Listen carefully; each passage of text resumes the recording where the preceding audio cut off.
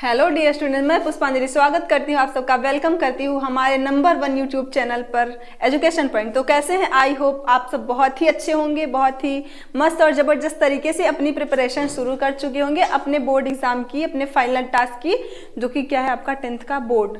जैसा कि आपको पता ही होगा कि 9th से बोर्ड एग्जाम की तैयारी शुरू करा दी जाती है, लेकिन अगर आप उसमें भी अच्छा स्कोर नहीं कर पा रहे हैं तो यह आपके लिए बहुत ही सोचनीय विषय है कि 9th से प्रिपरेशन करते करते अगर आप अच्छा स्कोर नहीं कर पा रहे हैं तो आज जो हम टॉपिक पढ़ने वाले हैं सेशन में, तो वो आपको नंबर दिला के ही जाएगा कि 10th क्लास में जो आपको हिंदी का सिलेबस है या एग्जाम पैटर्न के बेस पे वो टॉपिक आपको पढ़ना है, आपको नंबर दे के जाएगा। तो आज हम पढ़ेंगे हिंदी का मोस्ट इंपॉर्टेंट टॉपिक अलंकार। इस सेशन में आज हम लोग यही डिस्कस करने वाले हैं। तो ये देखते हैं, आपका जो है अलंकार, आज का टॉपिक है अलंकार। जैसा कि आपको देखने में ही पता लग रहा होगा कि अलंकार शब्द 2 शब्दों से मिलकर बना है। कितने शब्दों से? 2 शब्दों से मिलकर बना है अलंकार, जिसमें पहला शब्द है आपका अलम एवं कार। अलम एवं कार के योग से बना है अलंकार। अगर यही देखा जाए कि अलम का अर्थ हो जाएगा आभूषण, गहना, जेवर। जैसा कि आपको पता होगा कि आभूषण का पर्यायवाची होता है अलंकार, गहना, जेवर। तो ये हो जाएगा कि अलम का अर्थ यहाँ पे आभूषण हो जाएगा, और कार का यहीं पे आपका देखा गया है कि कार का अर्थ हो जाएगा आपको विभूषित करने वाला, यानी जो आपकी शोभा बढ़ाता हो। एक शब्द में बोला जाए कि विभूषित करने वाला, यानी जो शोभा बढ़ाता हो। तो अलम का अर्थ हो गया आभूषण, कार का अर्थ हो गया कि विभूषित करने वाला। और यहीं पे अगर आप देखेंगे कि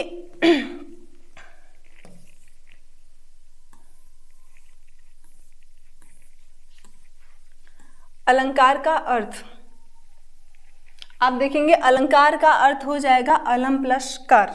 यहाँ पे अलम प्लस कार, यहाँ अलम का अर्थ होता है आभूषण या गहना, जैसा कि मैंने आपको अभी बताया था। अलम का अर्थ होता है आभूषण या गहना, और यही पे हो जाएगा, देखो, काव्य की शोभा बढ़ाने वाले तत्व को अलंकार कहते हैं। मैंने आपको बताया था कि काव्य की शोभा बढ़ाने वाले उपकरणों को अलंकार कहते हैं।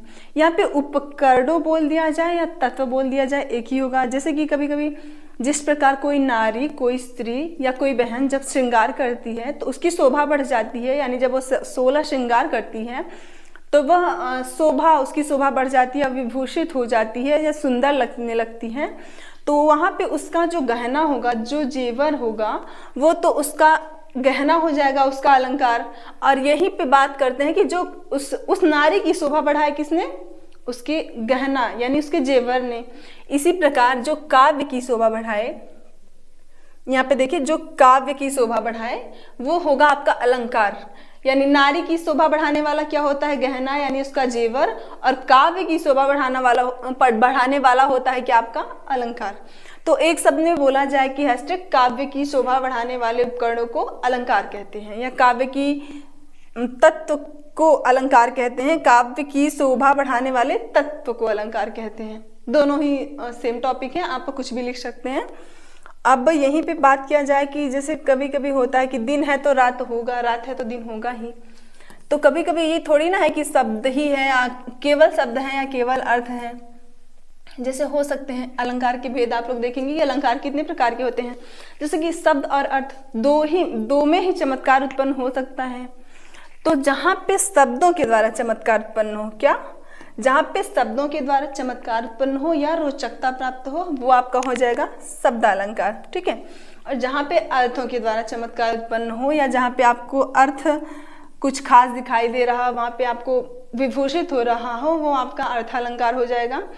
एक शब्द में शब्दालंकार की परिभाषा अगर आपको बोल दिया जाए तो जहाँ पे शब्दों के द्वारा चमत्कार उत्पन्न हो या रोचकता प्राप्त हो, वहाँ पे शब्दालंकार होता है। और वहीं अगर अर्थालंकार की बात करी जाए तो जहाँ पे अर्थों के द्वारा चमत्कार उत्पन्न होता है, रोचकता प्राप्त होती है, वहाँ पे अर्थालंकार होता है। अब हम देखेंगे जैसे कि आपका 9th का जो सिलेबस था उसमें आपका शब्दालंकार था, लेकिन अभी आपका जो 10th हाई स्कूल का जो एग्जाम पैटर्न है, एग्जाम के बेस पे आपके लिए अर्थालंकार मोस्ट इंपॉर्टेंट है, लेकिन आप इस वीडियो में दोनों पढ़ सकते हैं। तो अब हम बात करते हैं शब्दालंकार, ठीक है, कि शब्दालंकार के क्या भेद हैं, वो कितने प्रकार के होते हैं, किस तरह उनमें चमत्कार उत्पन्न होता है, आप देख सकते हैं। अभी देखिए, यहाँ पे देखिए अर्थ के आधार पर शब्दालंकार 3 प्रकार के होते हैं। मैंने आपको बताया कि शब्दालंकार के भी भेद होते हैं, अर्थालंकार को भेद होते हैं। तो शब्द के आधार पर शब्दालंकार 3 प्रकार के होते हैं अर्थ के आधार पे। और शब्दालंकार के भेद हो जाएंगे क्या? अनुप्रास अलंकार, यमक अलंकार, श्लेष अलंकार। ये तीनों अलंकार हैं जिसमें शब्दों के द्वारा चमत्कार उत्पन्न होता है, यानी शब्दालंकार के भेद। तो सबसे पहले जो हम देखेंगे वो क्या है आपका? अनुप्रास अलंकार।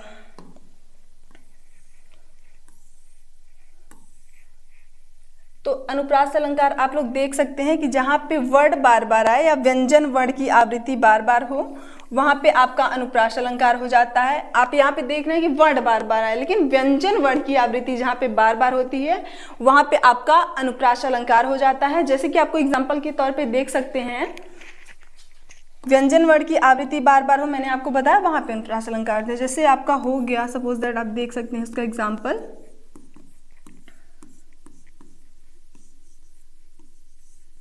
रघुपति। आप सबके माइंड सेट में चल रहा होगा कि ये कौन सा एग्जाम्पल है। आप लोग शायद कुछ लोग को पता चल गया होगा कि मैं क्या लिखने वाली हूं उधर। रघुपति, राघव,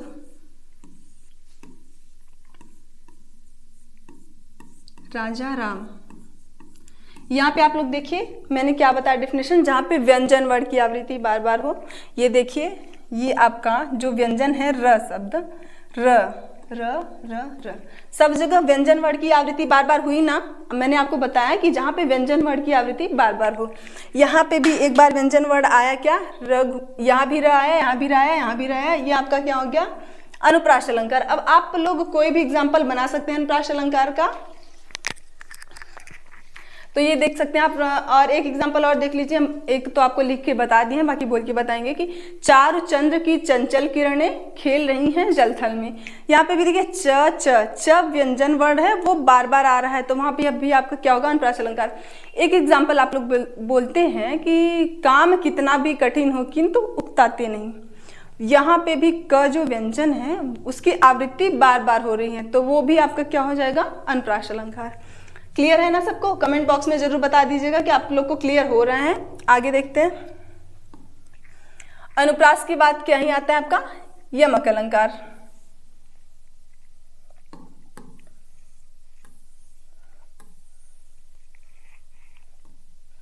आप लोग देख सकते हैं यमक अलंकार की डेफिनेशन कि जब कोई शब्द एक से अधिक बार आए, क्या? जब कोई शब्द एक से अधिक बार आए लेकिन प्रत्येक बार उन शब्दों का अर्थ भिन्न हो या अलग अलग हो, तो वहां पे यमक अलंकार होता है। यानी जब कोई शब्द एक से अधिक बार आए और प्रत्येक का अर्थ शब्दों से भिन्न हो या अलग अलग हो, प्रत्येक का अर्थ अलग अलग हो, वहां पे आपका हो जाएगा यमक अलंकार। और देखिए आप देख भी सकते हैं इधर कि जब कोई शब्द अनेक बार आता है तथा प्रत्येक बार उनका अर्थ भिन्न होता है यानी अलग अलग हो जाता है, तो वहां पे आपका हो जाता है यमक अलंकार। इसका आपका एग्जाम्पल हो जाएगा,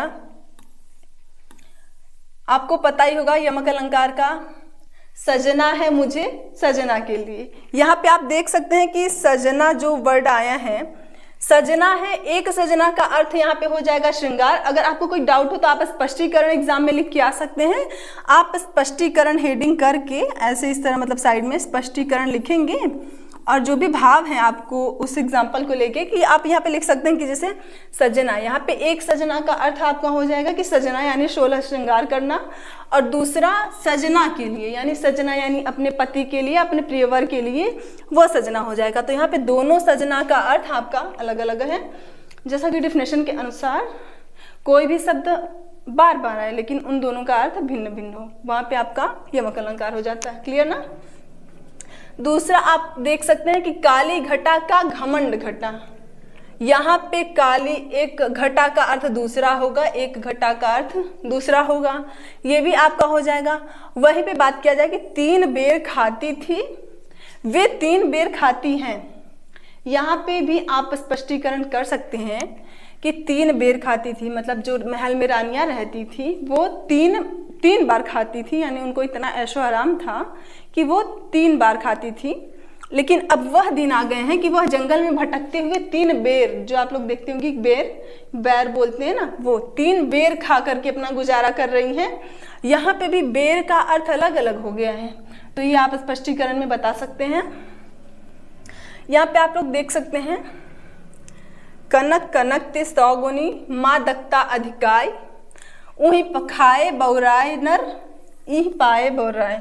इसका अर्थ मेरे ख्याल से शायद सब बच्चों को पता होगा कि यहाँ पे कनक कनक का अर्थ अलग अलग है, बताने की जरूरत नहीं होगी। और साथ ही एग्जाम्पल और देख सकते हैं कि सोना कितना सोना है, सोने जैसा तेरा मन, इसमें भी आपका स्पष्टीकरण हो जाएगा। एक सोना की कितना, मतलब जैसे कि होता है ना कि सोना, जैसे कि सोना यानी एक प्रिय हो जाएगा, एक सोना यानी स्वर्ण हो जाएगा, वो भी आप स्पष्टीकरण आराम से कर सकते हैं। लेकिन इतना एग्जाम्पल आपके लिए मेरे ख्याल से बहुत ही होगा, आप लोग बिल्कुल कर सकते हैं।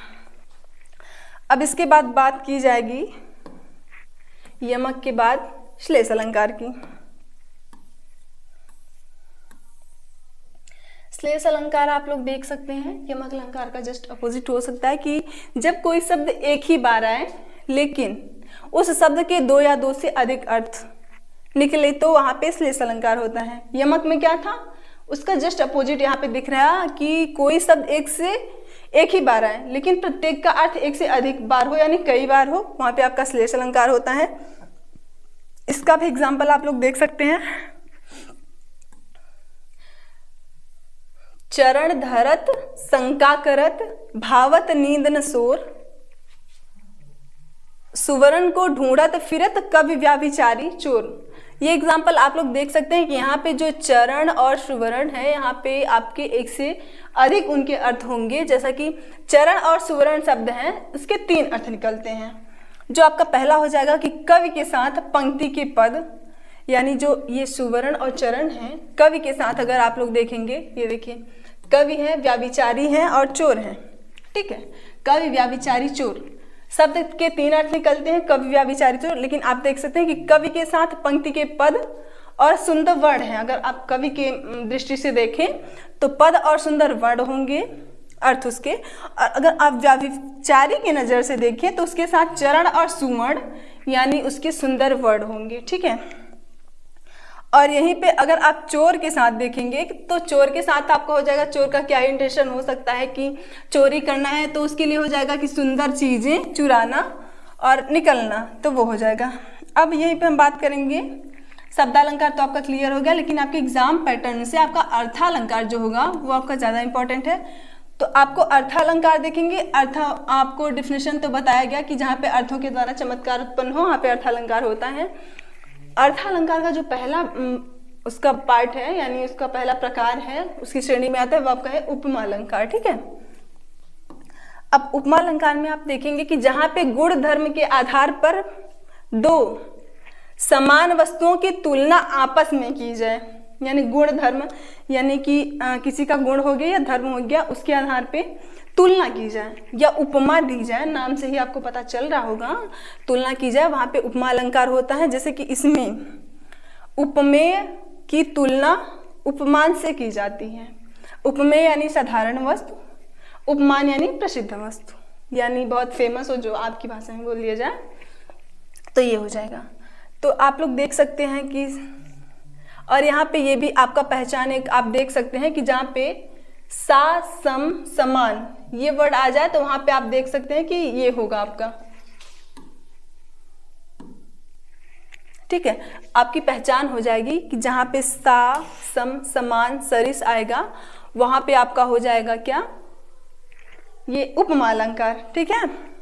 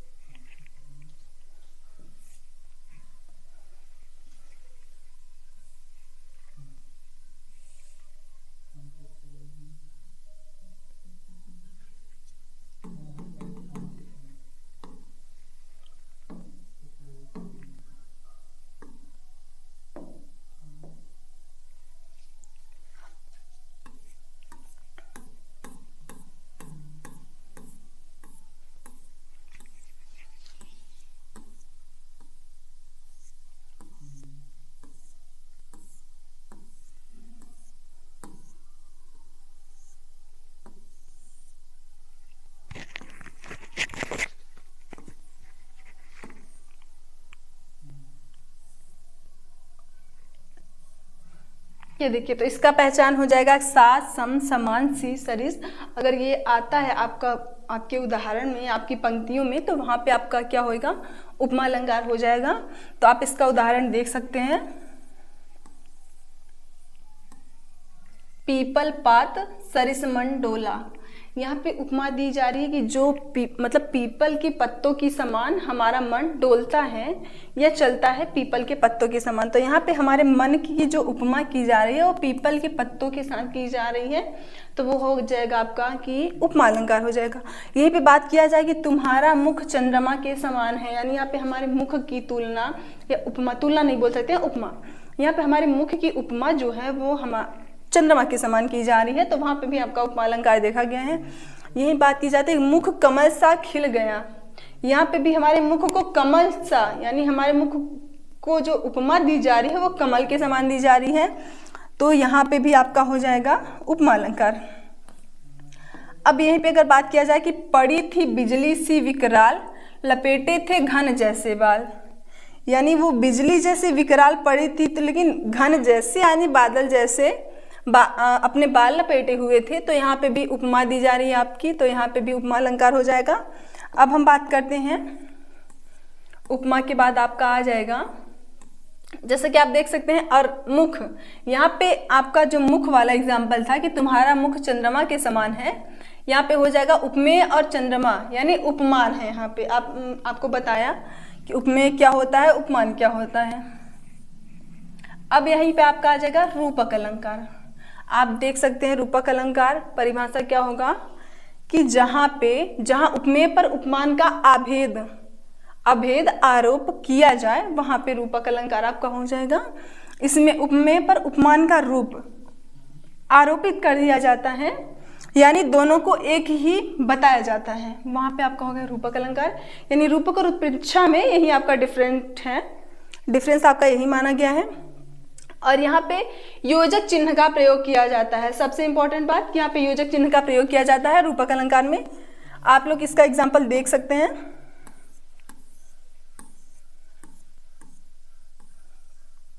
तुम चंद्रमुखी हो या चरण कमल बंदो हरि राई, यहाँ पे ठीक समान बताया जा रहा है एग्जैक्ट। वहां पे तो उपमा दी जा रही थी, लेकिन यहाँ पे एग्जैक्ट आपको बंदो चरण कमल हरि राई, यानी आपके जो चरण कमलों को हरि राई यानी भगवान विष्णु के से रूपक यानी आपको किया जा रहा है, तो वहां पे आपका हो जाएगा रूपक अलंकार। अब हम यहीं पे बात करेंगे, अगला जो आपका आएगा उत्प्रेक्षा अलंकार। उत्प्रेक्षा अलंकार का क्या हो जाएगा, उपमेय में आपको मैंने शुरू में ही बताया था उपमेय और उपमान का मतलब क्या होता है। उपमेय यानी प्रसिद्ध और उपमान यानी जो साधारण वस्तु वो हो जाएगा। नहीं, उपमान प्रसिद्ध, उपमेय साधारण होगा आपका, सॉरी कंफ्यूजन था थोड़ा। यहाँ पे उत्प्रेक्षा अलंकार का जो होता है, उपमेय में उपमान की कल्पना या संभावना होने पर उत्प्रेक्षा अलंकार होता है। जैसे कि इसका पहचान होगा कि मन मानो मनहु, जन जानो जनहु। अगर ये वर्ड्स आपके आ जाते हैं तो बिना सोचे आपको उत्प्रेक्षा अलंकार टिक कर देना है। जैसे कि क्या, सोहत ओढ़े पीतपट, श्याम सलोने गात मनहु, क्या हाईलाइट हुआ, मनहु। मनहु नील मणि शैल पर आतप पर्यो प्रभात, कौन सा वर्ड आया, मनहु। मैंने आप सबको बताया था अगर उन सब में से कोई भी वर्ड आएगा तो आपको बिना कुछ सोचे उत्प्रेक्षा अलंकार टिक कर देना है। वैसे तो बहुविकल्पी प्रश्न आपके आने वाले हैं, लेकिन फिर भी आप मनहु विकल्प जो है आप टिक कर सकते हैं। उसके बाद हम आते हैं अगला, तो वह आपका हो जाएगा मानवीकरण अलंकार। इसमें क्या होगा, जहां जड़ वस्तुओं या प्रकृति पर मानवीय चेष्टाओं का आरोप किया जाता है, वहां पे आपका हो जाएगा मानवीकरण अलंकार। यानी कि जो जड़ वस्तुएं हैं, ये जो प्राकृतिक यानी प्राकृतिक हैं, पहले से निर्मित है, मानव निर्मित नहीं है, वह चेष्टाओं का आरोप किया जाता है, वहां पे आपका होगा मानवीकरण अलंकार हो जाएगा। इसमें क्या होगा कि जो प्रकृति की जड़ वस्तुओं को मनुष्यों द्वारा किए जाने वाले कार्य यानी मानवीय कार्य करते हुए दिखाया जाता है, वहां पे आपका मानवीकरण हो जाता है अलंकार। इसका एग्जाम्पल आप लोग देखेंगे, एग्जाम्पल से आप लोग समझ पाएंगे, इस तरह से नहीं। इसका एग्जाम्पल हो जाएगा फूल हंसे कलियां मुस्काई। क्या, फूल हंसे कलियां मुस्काई, यहाँ पे फूल हंसे से अर्थ है यानी फूल हंसेंगे कलियां मुस्काई, मतलब कि फूल जो है आपको पता ही होगा प्राकृतिक है, यानी प्रकृति द्वारा निर्मित है। और मुस्कुराना ये मानव की यानी इंसानों की हमारी जो चेष्टाएं हैं वो मानव द्वारा की गई चेष्टाएं हैं। और जो फूल हंसे कलियां मुस्काई, तो ये पॉसिबल है, मतलब हो सकता है, कोई कोई सोच सकता है, लेकिन यह पॉसिबल नहीं है, क्योंकि हंस सकते हैं मुस्कुरा सकते हैं तो केवल इंसान ही यानी मानव ही। तो यहाँ पे चेष्टाएं दिखाई जा रही हैं, यानी प्रकृति द्वारा जो भी है वो चेष्टाएं दिखाई जा रही हैं कि कलियां मुस्कुरा रही हैं, तो वहां पे मानवीकरण अलंकार हो जाएगा। एक यहीं पे आप देख सकते हैं कि जग वनस्पतियां अलसाई, मुख धोती शीतल जल से। यहाँ पे भी जो वनस्पतियां हैं वो अलसाई, ऐसा पॉसिबल है नहीं, क्योंकि ये सब मानव यानी ये तो है जो प्रकृति द्वारा निर्मित है, यानी जो मानव है उनके द्वारा ये क्रियाकलाप हो सकते हैं, ना कि प्रकृति के द्वारा। तो यहाँ पे भी आपका मानवीकरण अलंकार। यहाँ देखो, यहाँ फूलों का हंसना, कलियों का मुस्कुराना या वनस्पतियों का शीतल जल से मुख धोना मानवीय चेष्टाएं हैं। ये केवल चेष्टाएं हैं, ये रियलिटी नहीं है, ये आपकी चेष्टाएं हैं कि जो आपकी जड़ है या शीतल जल से मुख धोना। वनस्पतियां तो कभी शीतल जल से मुख धो नहीं सकती हैं, उनको पानी दिया जा सकता है ताकि वह उन्नति करें। तो ये केवल मानवीय चेष्टाएं हैं, तो यहाँ पे मानवीकरण अलंकार हो जाएगा। आगे देखेंगे अतिशयोक्ति अलंकार। यहाँ पे आप देखेंगे कि जहाँ किसी गुण या स्थिति को बढ़ा चढ़ाकर वर्णन किया जाए, यानी बहुत ही बढ़ा चढ़ाकर, जैसे कि एक तरह से बोलते हैं कि जो पॉसिबल नहीं है या जो संभव नहीं है उसको भी आप बढ़ा चढ़ाकर बोल दें कि हाँ ऐसा है वो।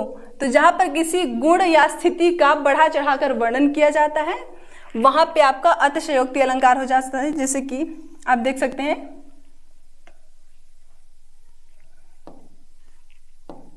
आगे नदियां पड़ी अपार, घोड़ा कैसे उतरे पार। यहाँ पे हो जाएगा आगे नदियां, यानी आगे तो नदियां बहुत सारी पड़ी हुई हैं, और यहाँ पे घोड़ा कैसे उतरे पार, यानी घोड़ा एक ही नदी को कैसे पार करे। और फिर हो जाएगा राणा ने सोचा इस पार, तब चेतक था उस पार। यानी अभी तक यहाँ पे समस्या क्या थी कि आगे बहुत सारी नदियां पार पड़ी हुई हैं और घोड़ा यही एक नदी को कैसे पार करे, और राणा जी इतना सोच ही रहे थे कि घोड़ा नदी के उस पार हो गया। ऐसा तो संभव है नहीं, यानी यहाँ पे बहुत ही बड़ा चढ़ा के वर्णन कर दिया गया। तो यहाँ पे आपका अतिशयोक्ति अलंकार हो जाता है। और एक एग्जाम्पल एक तो आपको दिख गया कि जैसे वो पानी परात को छुए नहीं, नैनन के जल से पग धोए। यानी कि पानी, मतलब पानी इतना नहीं है कि वो परात को छू जाए, और यहाँ पे बात हो रही है कि नैनों के जल से अपना पैर धो रहे हैं, यानी आंसुओं को, मतलब आंसुओं से पैर को धुल रहे हैं। तो ऐसा संभव है नहीं। तो यहाँ पे आपका हो जाएगा अतिशयोक्ति अलंकार, यानी यहाँ पे भी बहुत ही बढ़ा चढ़ाकर वर्णन किया गया है। तो आशा करते हैं कि आपको बहुत ही बेहतर तरीके से समझ में आया होगा, और आपको बहुत ढेर सारी शुभकामनाएं आपके एग्जाम के लिए।